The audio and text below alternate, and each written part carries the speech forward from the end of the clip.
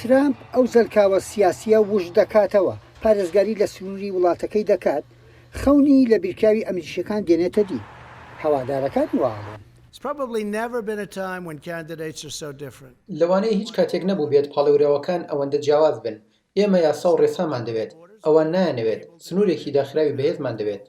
بۆچوورێکی دیکە لەسەر ترامپ ئەوەیە کارەکانی بەدروستی ناکات، وەک ڕکابەرە دیموکراتەکەی دێڵێت. بێتوانایەوە بە شێوەیەکی ترسناک لێنە هاتووە، ناتوانێت ڕێبەرایەتی جیهان و نێوخۆش بکات.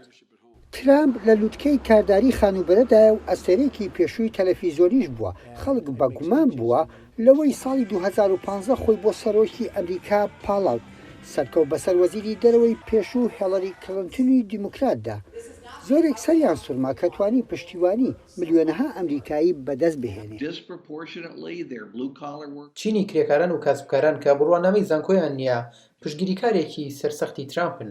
لە ڕابردوو ترامپ ڕوبەرووی هەندێک تۆمەتکرایەوە، گوایە هەوڵی داوە یارمەتیەکانی وەزارەتی دەرەوە بۆ ئۆکرانیا لە بەرژەوەندی سیاسی خۆی بەکار بهێنێت.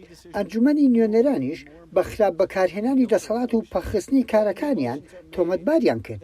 لەو دەمەشدا ترامپ ڕایگەیاند ئەوە بوختان بووە پاش ئەوەی ئەنجومەنی پیران بێتاوانی ئەویان ڕاگەیاند. دواتر ترامپ ڕوبەڕووی ئالانگیری دیکە بووە. من دەمەوێت شۆ قسەتان لەسەرەوە بۆ بکەم ڕوبەڕووبوونەوەی بێپێشینی وڵاتەکەمان لە بەرامبەر بڵاوبوونەوەی ڤایرۆسی کۆرۆنا. لەگەڵ زیادبوونی ڕێژەی توشبووە لە ئەمریکا بەهۆی کۆڤید-19 لە ڕاپرسیەکاندا ئاستی ترامپ دابەزیوە، جگە لە هاتنەکایی خۆپیشاندانی گشتگیری لەسەر مردنی پیاوێکی ئەمریکایی بەڕەچەڵک ئەفریقی لە کاتی دەست بەسەرکردنی لەلایەن پۆلیسەوە. کەوتنەوەی خۆپیشاندانی توند ئامێز لە هەندێک لە شارەکان بە هۆکارەشەوە ترامپ هێزی فیدراڵی بۆ سەرکوتکردنی خۆپیشاندانەکان جوڵاند. لەو باوەڕەدام ڤایرۆسی کۆرۆنا پەردەی لەسەر زۆرێ لە برینە قوڵ و لە مێژینەکان هەڵماڵی. لە کاتێکا جۆ بایدن لە ڕاپرسیەکاندا لە پێشەوەیە، هێشتا هەوادارانی ترامپ دەستیان بە سەرۆکەکەیانەوەیە.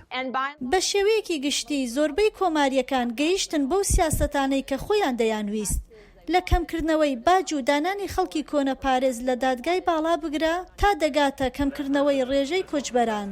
سەرڕای گرفتەکانی تری ترامپ گرفتی تریش هاتنە پێش. هەواڵەکانی ئەم دواییە ئاماژە بە دابەزینی باری ئابووری ئەمریکایی دەکەن کە بە شێوەیەکە پێشینەی نەبووە.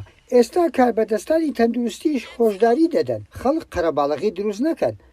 ئاسانیش نییە بتوانی لە بانگەشەکاندا خەڵک وەجۆش بێنی، وەک لە هەڵمەتی سیاسی تۆڕە کۆمەڵاتیەکاندا دەبینێت. ئەمە ئالەنگیریەکانن بۆ ترامپ لەم ساڵی هەڵبژاردنەدا.